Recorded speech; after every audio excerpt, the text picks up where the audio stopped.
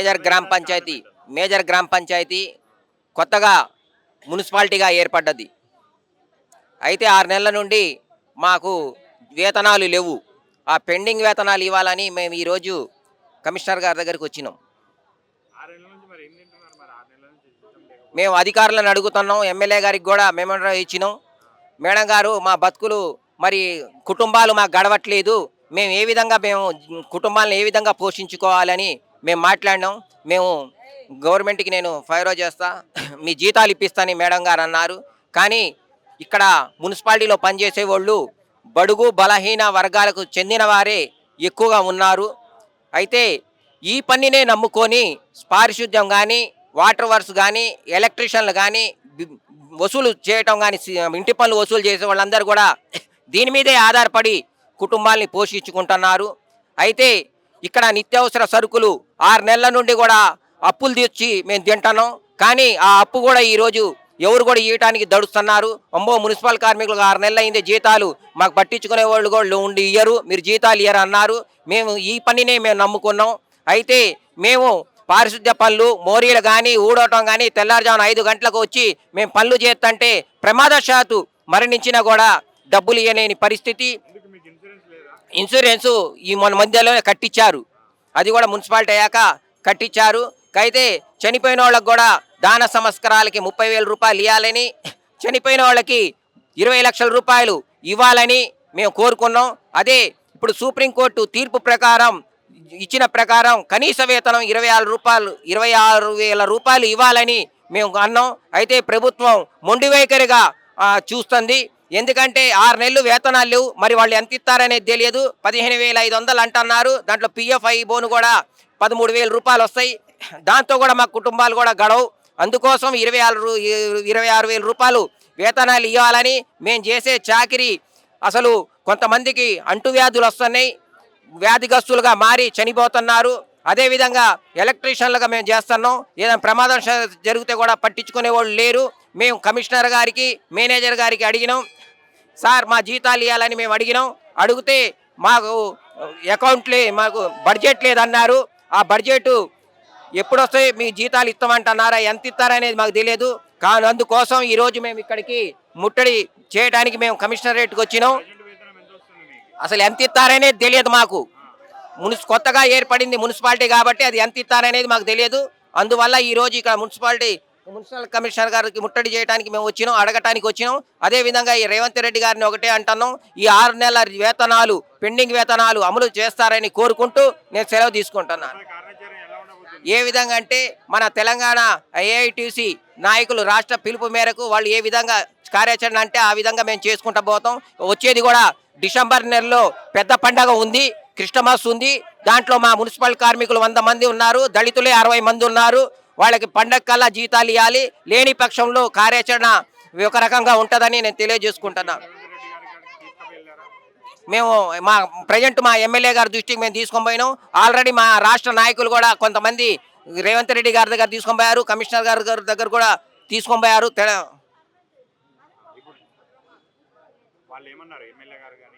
మేము అది sub collector గారికి ఇచ్చారు కల్లూరులో, దాని గురించి చూడమన్నారు. నేను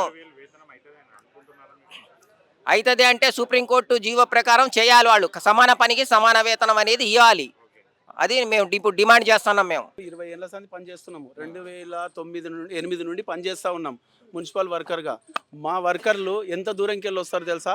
సుమారుగా 40-45 కిలోమీటర్ దూరం నుండి వస్తారు. హైదరాబాద్ అవుట్, బాలనగర్ ఎక్కడుంది, జడ్చర్ల, షాద్నగర్, బాలనగర్, అక్కడి నుండి అంత దూరంకి వెళ్ళి వస్తారన్న. ప్రతిరోజు ఎవ్రీ డే వస్తారు వాళ్ళు. నాతో పాటు చేసే కార్మికులు అక్కడి నుండి అంత దూరంకి వెళ్ళి వస్తారు. మేము డ్యూటీకి ఎక్కినప్పుడు 3,900 జీతం మాకు, మా వర్కర్లకు. నేను అందరికంటే సీనియరు. నాకు అప్పుడు 1,200 జీతం. నాకు 1,200 జీతం కాడికి వెళ్ళి మేము ఇప్పుడు చేసుకుంటూ వస్తూ ఉంటే, మేము పొద్దుగాలు లేచి వచ్చి రోడ్లు ఉడుస్తాము, కన్నా రోత మూత్రం పోస్తారు, బాత్రూమ్ కూర్చుంటారు, అవన్నీ ఎత్తిపోస్తాం. మేము పిల్లి చచ్చిపోతే మేమే మతి వస్తాము. ఈవెన్ సీఎం వస్తే మేమే సాఫ్ చేయాలి, ముందు మాకే ఇస్తారు, మీరు సాఫ్ చేయండి, మీరు క్లియరెన్స్ ఇస్తేనే మేము వస్తాము అని చెప్పి. ఆ తర్వాత పోలీస్ డిపార్ట్మెంట్కి వెళ్ళిపోతుంది, ఆ తర్వాత ఇంటెలిజెంట్ డిపార్ట్మెంట్కి వెళ్ళిపోతుంది. ఫస్ట్ మా దగ్గరికి వచ్చిన తర్వాత మేము క్లియరెన్స్ ఇచ్చిన తర్వాత ఇంటెలిజెంట్కి పోతుంది. ఆ తర్వాత ఆ తర్వాత గిట్లంగా మమ్మల్ని పట్టించుకున్న పాపాన పోతలేడు రేవంత్ రెడ్డి గారు. ఎందుకు పట్టించుకుంటలేడు? అప్పుడు ఎన్నికల ముందు ఏం చెప్పిండు? ఆ? రాహుల్ గాంధీ గారు ప్రత్యేకంగా చెప్పిపోయిండు, మేము పట్టించుకుంటాము, మేము పర్మనెంట్ చేస్తామని చెప్పి ఆయన పాదయాత్ర చేసినప్పుడు. ఆ? మరి రేవంత్ రెడ్డి గారు వచ్చిన 4 నెలల టైంలో, మేము వచ్చింది 4 నెలలు అవుతుంది కదా, 5 నెలలు అవుతుంది కదా, ఎప్పుడు ఎవరికైనా సహజమేది, పెళ్ళైనంత మాత్రంలో పిల్లలు పుట్టారు, సంసారం కాదు, వేరు కాదు, ఏర్పడడం ఇప్పుడే కదా, కొద్దిగా టైం ఇవ్వండి. ఎన్ని రోజులు అని అడిగాడు, ఆయననే చెప్పిండు 1 సంవత్సరం టైం ఇవ్వండి. ఫస్ట్ ఏం చెప్పిండు? 6 నెలలు టైం అడిగిండు, దాన్ని వదిలేసినాం. సంవత్సరం అడిగిండు, దాన్ని వదిలేసినాం. సంవత్సరంన్నర, ఇప్పుడు 2 సంవత్సరాలు కాబోస్తుంది. మమ్మల్ని అసలు పిలిచిన పాపాన పోతలేడు. మా దగ్గర ఒక ఎమ్మెల్యే ఉన్నాడండి, మా దగ్గర ఒక ఎమ్మెల్యే ఉన్నాడు, కూనమనేని సాంబశివరావు గారు.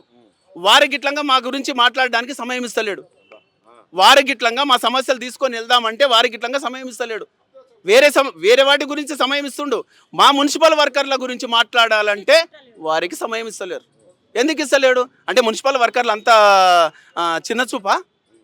నువ్వే అన్నావు కదా, నేను బడుగు బలహీన వర్గాల నుండి వచ్చిన వాడిని, నాకేమున్నదయ్యా, గోసి గొంగడుని నేను, నాకు ఒక బిడ్డ ఉంది, బిడ్డ పెళ్లి చేసిన, నేను గిట్లంగా మీతోటి మనిషినే, నాకేం సంపాదించుకునేవాల్సిన అవసరం లేదని చెప్పి నీవే స్టేట్మెంట్ ఇచ్చినావు కదా. మరి ఈ వర్కర్లు కనిపిస్తలేరా? తెల్లందాకా పొద్దుందాకా పనిచేసే వాళ్ళ వర్కర్లు కనిపిస్తలేరా మీకు? 4-5 సార్లు పోయింది. పోయినా గిట్లంగా ఆయన పోకపోయినా గిట్లంగా మీకు తెలుసు కదా, మీకు తెలియదా? మీరు బడుగు బలైన వర్గాలు ప్రజాస్వామ్యం అన్నారు కదా, మీరు ప్రజా పరిపాలన అన్నారు కదా. మేము కనిపిస్తలేమా ప్రజాపాలనలా? అంగన్వాడీలు కనిపిస్తారు, ఆశా వర్కర్లు కనిపిస్తారు, అంగన్వాడీలు కనిపిస్తారు, ఆశా వర్కర్లు కనిపిస్తారు, టీచర్లు కనిపిస్తారు. ఒక్కొక్క టీచర్కి ఇవాళ ఎంత జీతం ఉంది తెలుసా మీకు? ఒక్కొక్క టీచరు ఏం చేస్తాడు? వచ్చి కుర్చీ మీద కూర్చుంటారు. 87,000 రూపాయల జీతం ఉంది ఒక్కొక్క టీచర్కు. ఒక ఎమ్మెల్యేకు 2,36,000 జీతం ఇవ్వాల. ఆయనకు ఫోన్ బిల్ ఫ్రీ, రానికి పోవడానికి కారు ఫ్రీ, ఆయనకు బాడీగార్డు ఫ్రీ, ఆయనకు పిఏ ఫ్రీ. ఇంతమంది ఒక ఎమ్మెల్యే ఎంట ఒక ప్రభుత్వము 12 లక్షల రూపాయలు ఖర్చు పెడుతుంది. మేము గొంతెమ్మ కోరికలు అడుగుతలేము కదా రేవంత్ రెడ్డి గారు, మేము ఆ జీతం మేము అడుగుతలేం కదా. మేము ఏం అడుగుతూ ఉన్నాము? మాకు సమాన పనికి సమాన వేతనము. మేము అడిగేది ఏంటి? మేము పని చేసిపోతే మా భార్య పిల్లలు రాత్రిపూట తిని మళ్ళీ పొద్దుగాల మేము రావాలంటే మాకు 26,000 జీతాలు ఇవ్వండి సార్, మాకు చాలు. మీరు చెప్పినదే కదా, మీరు ఇచ్చిన జీవోనే కదా. గత ప్రభుత్వము ఎవరో కాంగ్రెస్ ప్రభుత్వం ఉన్నప్పుడు వచ్చిన జీవోనే కదా అది, అదే అమలు చేయమంటున్నాం కదా, అదే అడుగుతా ఉన్నాం కదా. కాంగ్రెస్ ప్రభుత్వము సెంటర్లో ఉన్నప్పుడు ఉన్న ప్రభుత్వం ఇచ్చిన జీవోనే ఇప్పుడు అమలు చేయమంటున్నాము. కొత్తగా ఎలాంటి చలనము లేదు, ఎలాంటి స్పందన లేదు. నిమ్మకు నేరెత్తుగా ఉన్నాడు రేవంత్ రెడ్డి గారు.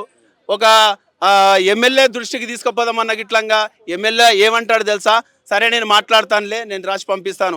ఒక అధికారి దగ్గర deputy commissioner, zonal commissioner, greater commissioner దగ్గర, లేకపోతే ప్రిన్సిపల్ సెక్రటరీ దగ్గర వెళ్ళినా కూడా వాళ్ళు ఏమంటారు తెలుసా? మేము పంపిస్తామండి, మేము రాసి పంపిస్తామంటారు. ఏఐటీసీగా మేము ప్రత్యేకంగా చొరవ తీసుకున్నాం. మేము గిట్లంగా యూనియన్ల సభ్యత ఉంది మాకు, మేము ఒక యూనియన్ ఉంది మాకు, ఆ యూనియన్ ఏఐటీసీ ఉంది. ఏఐటీసీ తరపు నుండి మేము ప్రత్యేకంగా పోరాటం చేయాలని తలుచుకున్నాము. ఖచ్చితంగా చేస్తాము. ఎవరు ఇనకపోయినా గతంలో చంద్రబాబు నాయుడుకి ఎలాగైతే శంకరగిరి మాన్యాలు పట్టినాయో ఆ రీతిగా రేవంత్ రెడ్డికి పడతాయని చెప్పి నేను ఖచ్చితంగా చెప్పదలుచుకున్నా. గతంలో జనార్దన్ రెడ్డి గారు ఉన్నారు కమిషనర్గా, కరోనా టైంలో ఎంత మేము, కానీ అది గిట్లంగా గుర్తించలేరు మీరు. చనిపోతే సాగు ఖర్చులు లేవు, ఒకరోజు ఇంటికాడు ఉంటే గిట్లంగా లేనే లేదు. సంవత్సరానికి 15 క్యాజువల్ లీవులు ఉంటాయి, అవి గిట్టంగా లేవు. దసరా పండుగ వస్తుంది బ్రదర్, దసరా పండుగ వస్తుంది, మేమందరం రోడ్డు మీద ఉండాలి, మా పిల్లలేమి ఇంటికాడు ఉంటారు. మాకు ఆ సంతోషం గిట్లంగా లేకుండా మేము మీ సంతోషం గురించి మేము పనిచేస్తామన్నాం కదా. ఆ గోడ గిట్లంగా మీకు కనిపిస్తలేదా? అప్పుడు గిట్లంగా మేము కనిపిస్తలేమా? ఒక 10 గంటల దాకా పని చేసుకొని మీరు వెళ్ళిపోండి అమ్మా, మీ పిల్లలు వస్తారు, మీ అల్లుండి వస్తారు, మీ బిడ్డలు వస్తారు అని చెప్పి మీకు ఇంకిత జ్ఞానం గిట్టంగా లేకపోతే ఏం ముఖ్యమంత్రి సార్ మీరు? గీది గిట్లంగా ఆలోచన లేదా మీకు? గీ కామన్ సెన్స్ లేకపోతే ఎలాంటి ముఖ్యమంత్రి మీరు? ఇప్పుడు ఏం చెప్పాలనుకుంటున్నారు? ఒకటే మాట, రెండే తుకుడలు.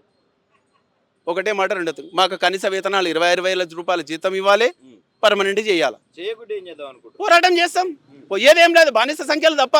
సాధ్యమైనంత వరకు పోరాటం చేస్తాం, సత్యంత వరకు పోరాటం చేస్తాం. మా వెనుక ఉన్న తరాల కన్నా న్యాయం జరుగుతుంది కదా, మాకు న్యాయం జరగకపోయినా అది మేము దృష్టిలో పెట్టుకొని ఏఐటీసీగా పోరాటం చేస్తాం బ్రదర్.